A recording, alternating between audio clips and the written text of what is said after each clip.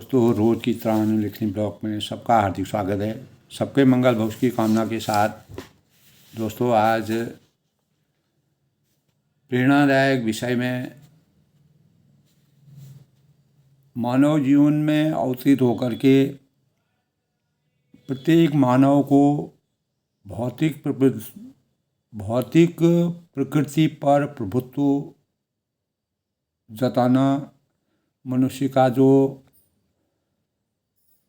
भावना मनुष्य के अंतर्गत रहती है, तो मन को प्रशिक्षित किए जाने कैसे हम मन को प्रशिक्षित कर सकते हैं जिससे वह भौतिक प्रकृति की वाक यानी जो चमक दमक होती है उससे आकृष्ट न हो और इस तरह बद्धात्मा यानी गलत आत्मा से यानी गलत नीतियों से गलत कार्यों को से करने से हम बच सकें। तो दोस्तों इसी यानी भौतिक आवश्यकताओं या भौतिक संसार से हमें किस प्रकार से अपने को अभिभूत करना चाहिए और कैसे अपने को प्रशिक्षित करना चाहिए, इस संबंध में मैंने प्रेरणादायक विचारों से अपने भाव प्रकट किए हैं। दोस्तों, मनुष्य मन व भौतिक जगत से संबंधित अनेक तथ्य हमारे अंतःकरण में विराजमान होते हैं। मनुष्य के मन मस्तिष्क का संतुलन भौतिक सामग्रियों के अथाह उत्पादन से बिगड़ जाता है और मनुष्य का परिवेश भौतिकता के जो कृत्रिम भाव है और भौतिक मनोभ्रांतियाँ अंतःकरण में से भरा रहता है, उससे हम कैसे मुक्ति पा सकते हैं। इस स्थिति में दोस्तों मानवीय भावनाओं क्षीण व शुद्र जो हमारी हो जाती हैं और मनुष्य लोकस में यह चेतना अवश्य ही अवश्य ही उसको मदद होनी चाहिए कि अब हमें आधुनिकता के नाम पर प्रकृति के पंच तत्वों का अत्यधिक दोहन नहीं करना चाहिए। तो भौतिक जगत में दोस्तों बुनियादी बलों के साथ साथ अन्य भौतिक गुणों का अध्ययन करना और उसका मापन करना, ऐसे माध्यमों को अपना करके हम एक उसका सही ढंग से अध्ययन कर महत्वपूर्ण भूमिका निभा सकते हैं। तो भौतिक का मूल शब्द दोस्तों फिस है, यानी ग्रीक में इसको कहते हैं प्रकृति, यानी प्राकृतिक व्यवस्था के संसाधनों से है। तो भौतिक और मौलिक विज्ञान का एक महत्वपूर्ण विषय है जिसका मूल लक्ष्य ब्रह्मांड कैसे व्यवहार करता है, उसे कैसे हमको समझना चाहिए। भौतिक वस्तु से तात्पर्य दोस्तों मूल वस्तुओं या कलाकृतियों के से है जिनका लोग अपने दैनिक जीवन में उपयोग करते हैं। और भौतिक जगत इस है क्या दोस्तों, अगर हम सूक्ष्म रूप में सोचें तो भौतिक जगत और माप भौतिक जगत में बुनियादी बलों के साथ साथ अन्य भौतिक गुणों का अध्ययन करना, माप के माध्यम से उनका अध्ययन मानव जीवन के लिए बहुत ही महत्वपूर्ण हो जाता है। तो उन चीज़ों का जो वास्तव में मौजूद हमारे सामने रहते हैं, जिन्हें साकार रूप में हम देख सकते हैं, सूंघ सकते हैं और उसको चख सकते हैं। तो भौतिक जगत में दोस्तों वह है जिसमें लोग रहते हैं एवं सांसारिक क्रियाविधियों दैनिक जीवन के अनुसार सांसारिक क्रियाविधियों में लिप्त रहते हैं, अपनी अपनी सामर्थ्य के अनुसार अपने कर्तव्य में निहित रहते हैं। तो भगवान, तो इसीलिए दोस्तों गीता में के कहा गया है कि स्वयं कर्म करोत्यात्मा स्वयं तत्फलम फलमश्यति स्वयं ब्रह्मति संसारे स्वयं तस्माद् विमुच्यते। यानी कर्म जीवन का अहम हिस्सा है और हमारे अच्छे व बुरे कर्मों का नतीजा स्वयं हमको उसका रसास्वादन करना पड़ता है। हमारे भविष्य का निर्माण करता हमारे कर्म होते हैं और हमारे आसपास के लोगों को किस प्रकार से वह प्रभावित करते हैं। यानी मानवीय क्रिया का काम और जो रहस्य कर्म भाव गीता में 13 अधिकार क्या है और फल, यानी तुम्हारा कर्म करना तुम्हारा अधिकार है, फल की इच्छा नहीं करनी चाहिए। कर्मण्येव अधिकारस्तु मा फलेषु कदाचन। यानी खुद कर्म करने वाला व्यक्ति खुद उनका भोग करता है। तो इसी के अध्ययन करते हैं। तो भौतिक जगत में दोस्तों मनुष्य मन और इंद्रियों के प्रभाव में रहता है।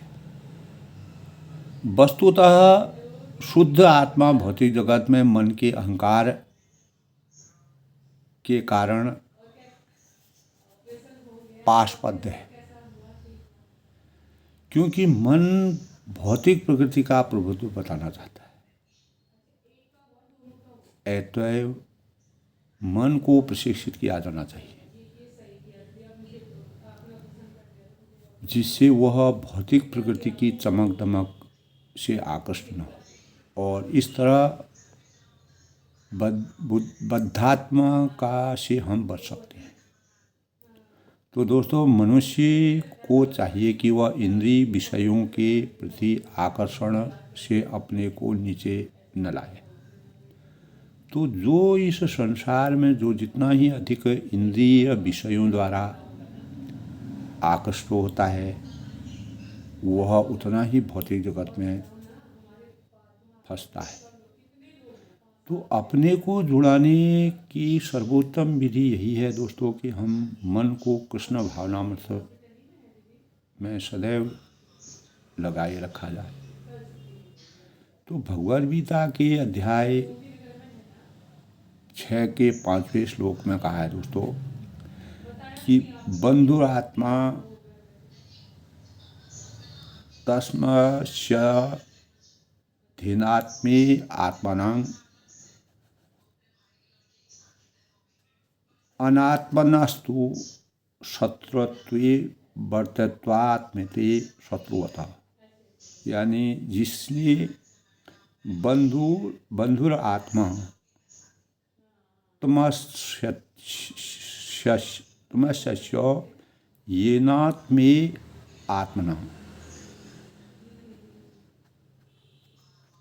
और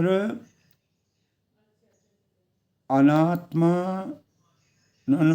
शत्रुवे वर्तत्वात्वे शत्रुवत जितः। यानी जिसने मन और इंद्रियों को जीत लिया, इस संसार में जिसने मन और इंद्रियों को जीत लिया वह स्वयं अपना मित्र बन जाता है।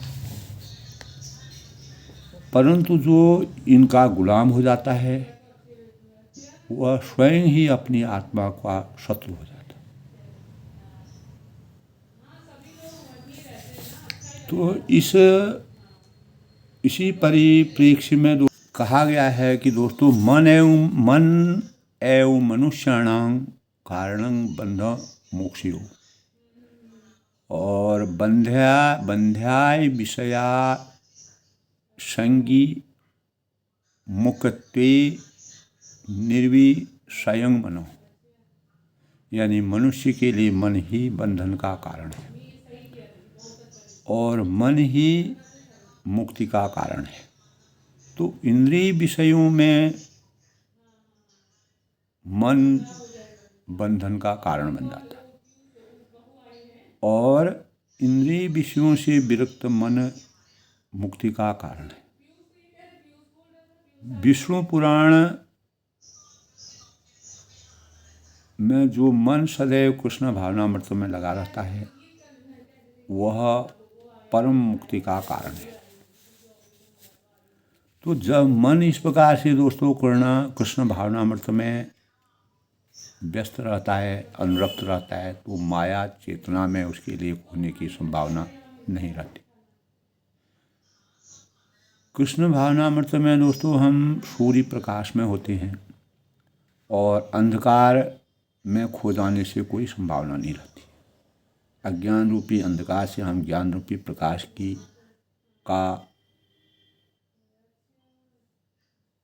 का आनंद उठाते हैं और चूंकि हमें स्वतंत्रता प्राप्त है, इसीलिए चाहे तो हम अंधेरे कमरे में रहें या दिन के प्रकाश में बाहर जाएं, यह चुनाव हम पर है। यह हमारे कर्तव्यों के अनुसार है, हम जो चाहते हैं।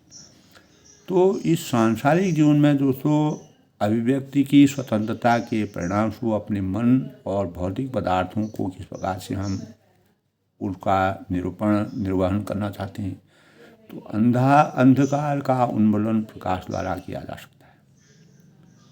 अज्ञान रूपी अंधकार को हमें अपने जीवन से मिटाने के लिए प्रकाश रूपी ज्ञान रूपी प्रकाश का संचरण करना चाहिए, किंतु प्रकाश की अंधकार से आवृत्ति नहीं किया जा सकता। यदि हम अंधेरे कमरे में हों, कोई दीपक ला दे तो अंधकार दूर हो जाता है, किंतु सूर्य प्रकाश में हम अंधकार नहीं ला सकते।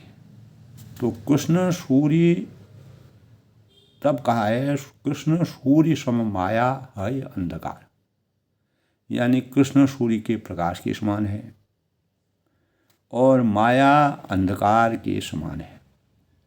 तो सार रूप में दोस्तों अगर हम अध्ययन करते हैं तो फिर अंधकार किस तरह सूर्य प्रकाश में रह सकता है, उसका कोई प्रभुत्व नहीं रहता।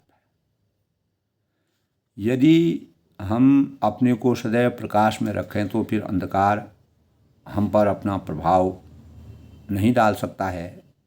कृष्ण भावनामृत का यही संपूर्ण दर्शन है और यदि सदैव कृष्ण भावना भावित कार्यों में अपने को लगाए रखें तो माया उसी तरह दूर हो जाएगी।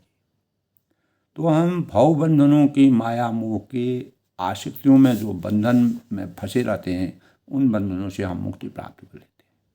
जिस प्रकार प्रकाश रहने पर अंधकार दूर हो जाता है, इसका कथन श्रीमद् भागवत में स्पष्ट रूप से हुआ है दोस्तों। श्रीमद् भागवत में इसमें कहा है कि भक्ति योगेन मनसि सम्यक प्रणिहिते मले। भक्ति योगेन मनसि सम्यक प्रणिहिते मले, यानी अपश्यत पुरुषं पूर्णं माया च तदपाश्यम। यानी जब व्यासदेव मुनि ने अपने गुरु नारद के आदेशानुसार अपने मन को भौतिकवाद से रहित भक्ति योग से युक्त करने के लिए स्थिर कर दिया था, तो उन्होंने भगवान को उनकी बहिरंगी शक्ति समेत देखा तो उनके पूर्ण वश में थी। तो मनसी शब्द मन का द्योतक है दोस्तों। जब कोई व्यक्ति भक्ति योग में प्रकाशित होता है तो मन सारे कलमश से पूर्णतया मुक्त हो जाता है।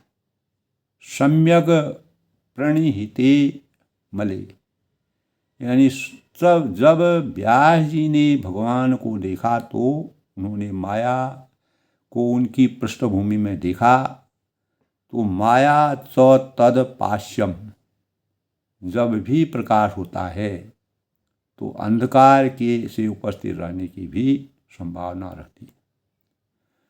तब भी अंधकार रहता है, अर्थात अंधकार प्रकाश का दूसरा पहलू है। जिस प्रकार सुख दुख है, रात दिन है अच्छा बुरा है और संभव असंभव है, दिन रात है, तो अर्था अंधकार प्रकाश का दूसरा पहलू है।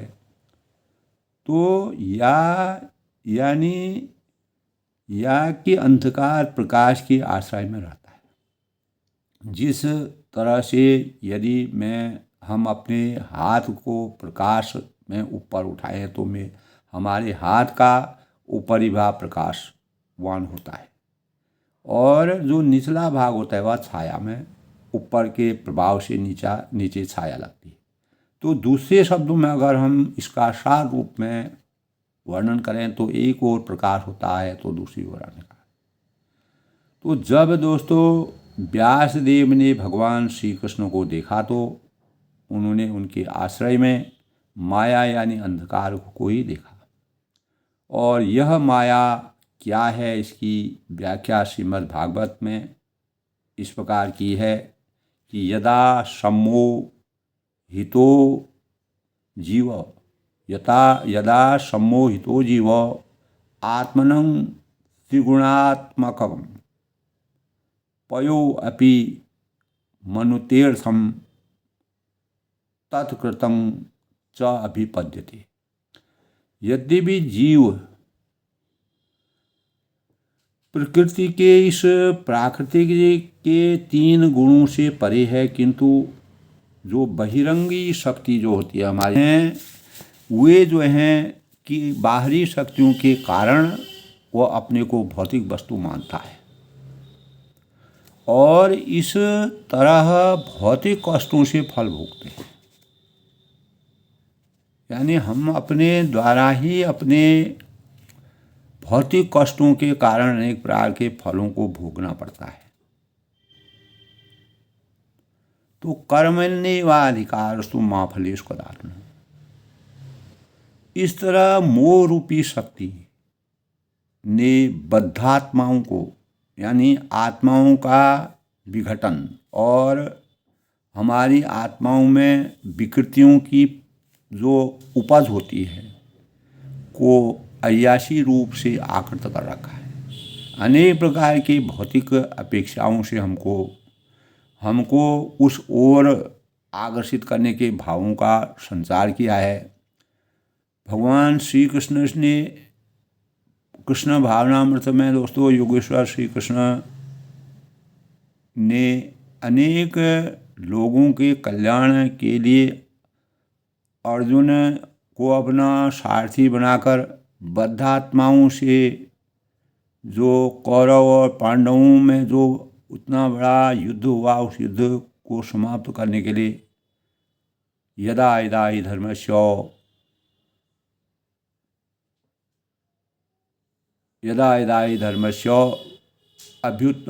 तदात्मानं सृजाम्यहम् यदा यदा हि धर्मस्य ग्लानिर्भवति भारत अभ्युत्थानम् अधर्मस्य तदात्मानं सृजाम्यहम्। तो उन्होंने अपना जन्म जब धर्म की हानि होने लगी, तब बद्धात्माओं की वृद्धि होने लगी, तब भगवान श्री कृष्ण ने अनेक आत्माओं को हनन करना और न्याय की पराकाष्ठा को सर्वोपरि रखते हुए जो भौतिक आसक्तियों से लोगों की अभिलाषाओं बढ़ते जा रही थी उन पर विराम लगाने के लिए इस संसार में द्वापर युग में अवतरित होकर के मानव जीवन को मन और भौतिक की अवस्थाओं में कैसे हमें उनको जानना पड़ेगा और उनको कैसे अपने जीवन में चरितार्थ करना पड़ेगा, कैसे उसमें विजय प्राप्त करनी पड़ेगी, ऐसे भावों से मानवीय चिंतन को जगाने का प्रयास किया। तो जो बद्धात्माएं होते हैं यद्यपि शांत हैं, किंतु कृष्ण भगवान के ही समान प्रकाश से पूर्ण है। समस्या यह आती है कि बद्ध आत्मा अपनी पहचान इस भौतिक जगत में के साथ करती है और वह मोह यानी पदार्थ के साथ मिथ्या पहचान कहलाती है। क्षणिक पहचान है, मिथ्या है, जिसका कोई रहस्य नहीं, जिसका कोई अस्तित्व लंबे समय तक नहीं रह सकता। यद्यपि व्यस्त आत्मा दिव्य है, किंतु माया के आदेश से अनुचित कार्य में व्यस्त रहता है, क्योंकि माया की आसक्ति है। जिस प्रकार रावण है, महिषासुर है, अनेक राक्षसों ने अनुचित कार्यों में अपने और कौरवों ने अनुचित कार्य से, अन्याय से, अधर्म के से अपने भौतिक संसाधनों को जुटाने का प्रयास किया, जिसके परिणाम से उनको उन फलों का भोग करना पड़ा। इससे उनकी बद्धता अथवा मिथ्या पहचान का जन्म आज भी संसार में सर्वव्याप्त है। इसीलिए दोस्तों सूक्ष्म रूप में अगर हम विचार करते हैं, इसकी विशद व्याख्या हम श्रीमद् भागवत के प्रथम स्कंद के 7वें अध्याय में इस प्रकार का अध्ययन है, इस प्रकार की रचना की गई है कि अतः हमारे जीवन में दोस्तों निष्कर्ष यही निकलता है कि हमारी वास्तविक स्थिति आध्यात्मिक स्फुलिंग जैसी है, जो प्रकाश से पूर्ण होती है। जब अज्ञान रूपी अंधकार में ज्ञान का संचार होता है, ज्ञान रूपी प्रकाश का संचार होता है, तो वही सूर्य भगवान का जो प्रकाश पूरी ब्रह्मांड को आनंदित करता है। अब हम क्षणिक रूप से इस माया से आवृत हैं, तो हमको आदेश दे रहे हैं। माया के प्रभाव में कार्य करते हुए हम भौतिक शक्ति में अधिकाधिक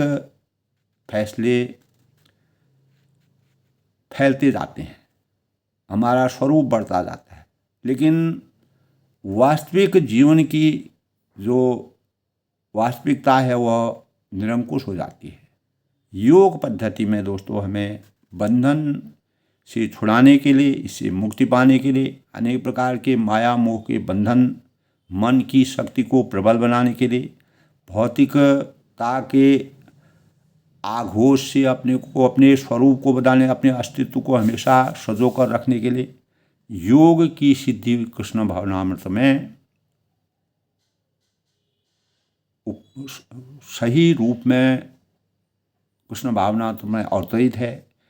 इस तरह दोस्तों प्रत्येक मानव अपने जीवन को कृष्ण भावनामृत सबसे अधिक प्रभावशाली साधन है, जिसके द्वारा हम अपने आप को भौतिक शक्ति के प्रभाव से छुड़ा सकते हैं और अपने जीवन को उदात्त बना सकते हैं। तो हम अंत में निर्णय यही निकालते हैं कि मानव जीवन में कर्म, अच्छे कर्मों के भावों से हमें अपने जीवन को बद्धात्मा को कैसे शुद्धिकरण कर सकते हैं, मन के बंधन से हम कैसे मुक्ति पा सकते हैं, इंद्रिय विषयों से में हम जो मग्न रहते हैं उससे कैसे छूट सकते हैं। कृष्ण भावनामृत में दोस्तों सूर्य प्रकाश में होते हैं और अंधकार को खो जाने की संभावना पूर्ण रूप से रहती है। तो स्वतंत्रता प्राप्ति अगर जितना हम भौतिक संसाधनों की अपने जीवन में छुटकारा पाएंगे, उतना हमें अभिव्यक्ति की स्वतंत्रता और मन की स्वतंत्रता हमको प्राप्त होगी और हम करुणामय बनेंगे, दयावान बनेंगे और अनेक प्रकार के माया की आसक्तियों से हम छुटकारा पाएंगे। तो दोस्तों आज के प्रेरणादायक विषय में मनसी शब्द मन का द्योतक है। जब कोई व्यक्ति भक्ति योग में प्रकाशित होता है तो मन सारे कल्याण से पूर्णतया मुक्त हो जाता है। जितने भी मन हमारा गलत जगह होता है, बद्धात्मा से के मार्ग को अपनाता है, तो उससे छुटकारा मिल जाता है। तो माया को उनकी पृष्ठभूमि से माया तद पाश्यम, जब भी प्रकाश होता है तो अंधकार के उपस्थित रहने की संभावना रहती है। तो अंधकार प्रकाश का दूसरा पहलू इसलिए कहा गया है। तो भगवान श्री कृष्ण ने इस संसार में अवतरित होकर के अज्ञान रूपी अंधकार से ज्ञान रूपी प्रकाश का संचरण करके दुष्ट आत्माओं का हनन करके और भावना के मनुष्य के लिए मन के बंधन के जो कारण थे उनसे मानव को मुक्ति देने के भावों का संचार किया। अंत में दोस्तों अपनी वाणी को विराम देते हुए भौतिक जगत में मनुष्य मन और इंद्रियों के प्रभाव में जो रहता है, शुद्ध आत्मा भौतिक जगत में मन के अहंकार के कारण पार्श्वबद्ध हो जाती है। तो मन भौतिक प्रकृति का प्रभुत्व बताना चाहता है। तो मन को जो है दोस्तों प्रशिक्षित किया जाना चाहिए, जिससे वह भौतिक प्रकृति की चमक धमक से आकृष्ट न हो। तो समभाव और स्व अच्छे पथ का मार्गदर्शक बने, जिससे वह भौतिक प्रकृति की चमक दमक से दूर रहे और बद्धात्मा से बचे। और मनुष्य को चाहिए कि इंद्रिय विषयों के प्रति आकर्षण से अपने को नीचे न लाए, तो अपने वास्तविकता का परित्याग न करें। वास्तविक भावों से अपने जीवन को सुसंस्कृत बनाए और अच्छे भावों का संचार करे, कर्म की वास्तविकता को समझे। तो जो यानी जो जिसमें मन और इंद्रियों को जिसने जीत लिया इस संसार में, तो वह स्वयं अपना मित्र है, और जो इनका गुलाम हो जाता है वह स्वयं अपनी आत्मा का शत्रु है। यही प्रेरणा हमको आज के प्रसंग से मिलती है। तो आज के प्रसंग में दोस्तों हमें अपने जीवन को अपना शत्रु और मित्र हम खुद हैं, उस पर हमको अपने मन को किस प्रकार, अपनी इंद्रियों और मन को किस प्रकार से स्थिर रखना चाहिए, भौतिक आसक्तियों से कैसे हमको छुटकारा मिलता है। तो कल किसी दूसरे प्रसंग से अपनी वाणी को विराम देते हुए सबके मंगल भविष्य की कामना करता हूँ। सब लोग सुखी रहें, खुश रहें, प्रसन्न रहें।